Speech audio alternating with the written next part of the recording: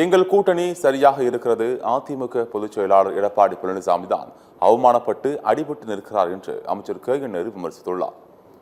சென்னை தியாகராய நகர் தெற்கு உஸ்மான் சாலையில் கட்டப்பட்டு வரும் மேம்பால பணிகளை நகராட்சி நிர்வாகத்துறை அமைச்சர் கே.என். நேரு ஆய்வு மேற்கொண்டார்.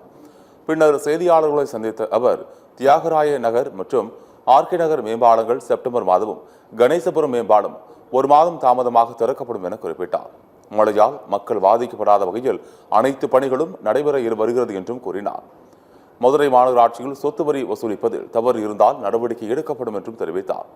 திமுக கூட்டணி கட்சிகளுக்கு இபிஎஸ் அழைப்பு விடுத்தது பற்றி பேசிய அமைச்சர் கே.என். நேரு தங்கள் கூட்டணியில் பிரச்சனை இல்லை என்றும் எடப்பாடி பழனிசாமி தான் அவமானப்பட்டு நிற்கிறார் எனவும் பதிலடி கொடுத்தார்.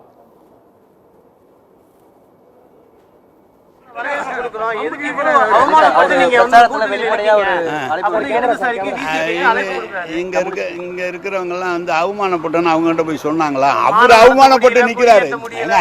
அவர் அவமானப்பட்டு நிக்கிறாரு. ஒருத்தர் கூட்டணிங்கிறாரு, ஒருத்தர் நேருங்கிறாரு. நாங்க கூட்டணி இல்லை, எங்க தலைமைங்கிறாரு. அவரு தான் அங்க அடிபட்டு இருக்காரு. எங்களுதெல்லாம் கரெக்டா இருக்கு, ஜென்யூனா இருக்கு.